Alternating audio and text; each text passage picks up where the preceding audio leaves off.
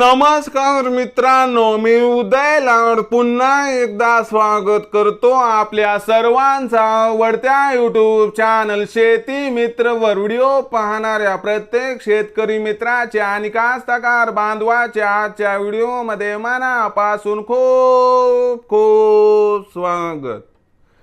मित्रांनो, thumbnail पाहितलं, title वाचलं होय मित्रांनो, सामान्य कापूस उत्पादक कास्तकार बांधवांसाठी सर्वात महत्त्वाची अपडेट की आता येत्या 30 दिवसात देशांतर्गत बाजारामध्ये असे राहणार कापसाचे बाजारभाव। होय मित्रांनो, ही सध्याच्या कंडिशनची सर्वात महत्त्वाची अपडेट आहे की आता येत्या 30 दिवसात देशांतर्गत बाजारामध्ये असे राहणार कापसाचे बाजारभाव।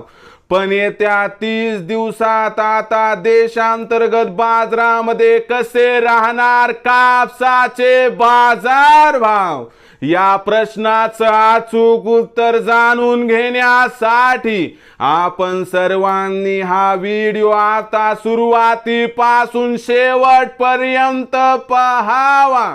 हा व्हिडिओ सुरुवातीपासून शेवटपर्यंत पाहत असताना जर आपल्याला मनापासून आवडला तर जरूर या व्हिडिओला या ठिकाणी एक लाईक करा।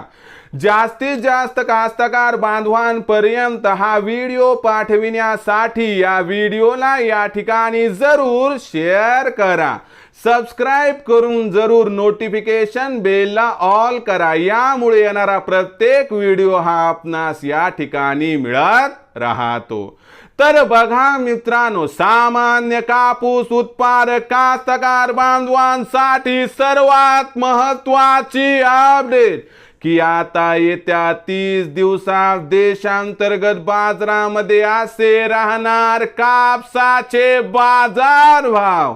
हो मित्रांनो, ही सध्याच्या कंडिशनची सर्वात महत्त्वाची अपडेट आहे की येत्या 30 दिवसात आता देशांतर्गत बाजारामध्ये असे राहणार कापसाचे बाजारभाव। पण येत्या 30 दिवसात आता देशांतर्गत बाजारामध्ये कसे राहणार कापसाचे बाजारभाव, या प्रश्नाचं अचूक उत्तर जाणून घेण्यासाठी सध्या देशांतर्गत आणि आंतरराष्ट्रीय बाजारामध्ये काय आहे कापसाची बाजारभाव पातळी, सध्या देशांतर्गत आणि आंतरराष्ट्रीय बाजारामध्ये काय आहे कापसाची मागणी आणि पुरवठ्याची स्थिती, आणि या सर्वांचा येत्या 30 दिवसात कापसाच्या भावावरती कसा परिणाम होणार याबद्दल घेऊयात आता सविस्तर माहिती। तर बघा मित्रांनो, कापूस ही इंटरनॅशनल कमोडिटी आहे। आंतरराष्ट्रीय बाजाराचा विचार केला तर जेव्हापासून मोठे प्लेयर्स निघून गेले आहेत तेव्हापासून कापसाचा बाजारभाव सुधारण्याचं नाव घेत नाही। सध्या बाजार भावाचा विचार केला तर आंतरराष्ट्रीय बाजारामध्ये कापसाचा बाजारभाव 78 ते 80 सेंट्सच्या दरम्यान दिसत आहे। येत्या 30 दिवसामध्ये सुद्धा आंतरराष्ट्रीय बाजारामध्ये खूप मोठा फेरबदल कापसाच्या भावात होण्याची शक्यता दिसत नाही।